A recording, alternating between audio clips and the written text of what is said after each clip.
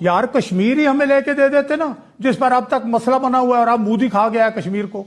इस वक्त अमली तौर के ऊपर, कानूनी तौर के ऊपर सीपैक अथॉरिटी गैर फाल हो चुकी है, काम बंद है। मैं जनाब पहले तो साबिक सेक्रेटरी दिफा लेफ्टिनेंट जनरल रिटायर्ड, उन्होंने भी तस्दीक कर दी कि जी माजी में भी फौज ये कुछ करती रही है, और ये बात दुरुस्त है कि 13 साल अयूब और याह्या रहे हैं।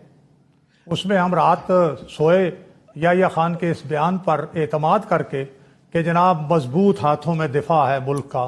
सुबह पाकिस्तान, मशरकी पाकिस्तान ही नहीं था। फिर ज़ियाउल हक 12 साल रहा, उसमें हम उसके बयान पर जनाब एतमाद करके सोए, सुबह सियाचिन ही नहीं था 82 में। तो आप लोग साथ होते थे, मतलब उसमें मुशर्रफ के 9 साल नहीं, उसमें मोहतरम नवाज शरीफ साहब ने एक बात, एक मिनट देखिए ना जी, एक दूसरी सवाल है कि क्यों होता है ऐसा। मतलब है कि फौज को मुदाखलत क्यों करनी पड़ती है? अगर सिविलियन इदारे मजबूत हो, काम कर रहे हो, तो क्यों, क्या जरूरत पड़ेगी उन्हें बात करने की? जी क्यों करें भाई, क्या जरूरत थी? श्रीलंका में मुदाखलत नहीं हो रही, क्या इंडिया में करप्शन नहीं होती? सूबे में तो एक लम्हा सबर करें जरा। हर रियासत बांग्लादेश में तो जब से मशरकी पाकिस्तान बना है फिर, और मुझे जो क्या हुआ, भाई मेरी बात सुने, फिर मुझे आप देखें ना, डिस्टर्ब ना करें, मुदाखलत ना करें। मैं आसानी बड़ी आराम से बात करता हूं। तो बिल्कुल मैं ये अर्ज करता हूं कि क्यों ये लोग 33-34 साल आए। ये 34 साल के लिए इन्होंने इख्तिदार पर कब्जा अगर किया, 13 साल लगातार, 12 साल, यार कश्मीर ही हमें लेके दे देते ना, जिस पर अब तक मसला बना हुआ है और अब मोदी खा गया है कश्मीर को। यार कश्मीर ही फतह कर लेते भाई, क्या बात करते हैं। हम तो नहीं थे, कोई उनका रास्ता नहीं रोक रहा था, उनकी जुबान आइन और उनका कलम कानून था, कोई रुकावट नहीं थी, कर लेते फतह। अमेरिका भी साथ दे रहा था, वो भी साथ दे रहा था, कश्मीर हमें नहीं मिला। मैं एक जुमला कहूंगा सिद्दीक साहब, कश्मीर तो क्यों निकाला? रशिया में शंघाई ताउन की मीटिंग में जब डिक्लेरेशन की बात हो रही थी कश्मीर की, आपने देखा कि किस तरीके से इंडिया ने लफ्ज कश्मीर को निकाला। नवाज शरीफ साहब मौजूद थे और कश्मीर को वहां से निकाल दिया गया डिक्लेरेशन से। चलिए, वो एक बिल्कुल अलग बहस होगी। मैं चाहूंगा लोधी साहब, कश्मीर को सुन ले, जवाब सुन ले, जवाब सुन ले, जवाब सुन ले।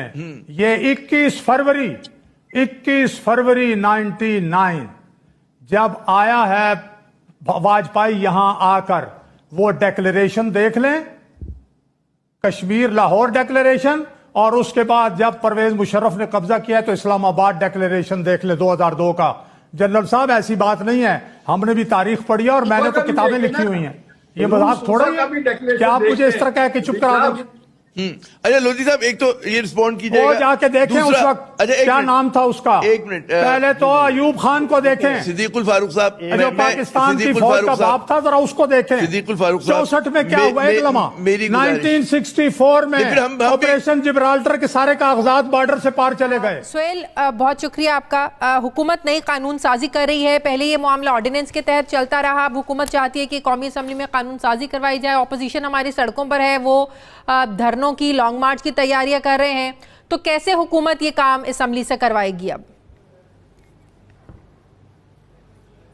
शादी, ये बड़ा हैरान कुन और परेशान कुन अमर है कि मुल्क की तमीर और तरक्की के लिए गेम चेंजर तस्वूर किए जाने वाला सीपैक मनसूबा, जिसको पाकिस्तान तहरीक इंसाफ की हुकूमत ने जब इक़्तिदार संभाला तो आपको याद होगा कुछ वज़रा ने ऐसे बयानात दिए थे, बिलखसूस रज़ाक दाऊद साहब ने, और एक तासुर भी था और ग्राउंड के ऊपर भी ऐसा लगता था जैसे सीपैक के ऊपर काम रोक दिया गया है, या अगर रोका नहीं गया तो अमली तौर के ऊपर काम इंतहाई सुस्त रवि का शिकार हो चुका है।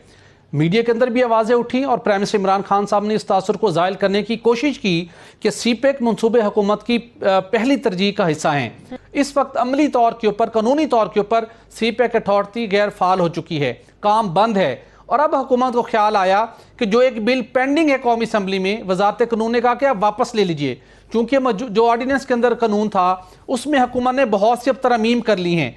और आज वफाकी हुकूमत की हदायत के ऊपर cabinet committee on legislative cases, जो एक कमेटी कायम की गई है, उस कमेटी का इजलास हुआ और हमें इजराइल ने इस बात की तस्दीक की है कि उसने नए कानून का मसवदा मंजूर कर लिया है, जो कि अब जाएगा वफाकी काबीना में तौसीक के लिए और फिर जाएगा पार्लियामेंट के अंदर। जब तक ये कानून साजी का प्रोसेस मुकम्मल नहीं हो जाता, अभी कैबिनेट के पास मंजूर होगा, फिर पार्लियामेंट में जाएगा, तो तब तक जो सीपैक के अथॉरिटी के तहत जो मंसूबे चल रहे हैं उनको लुक आफ्टर कौन करेगा? फिर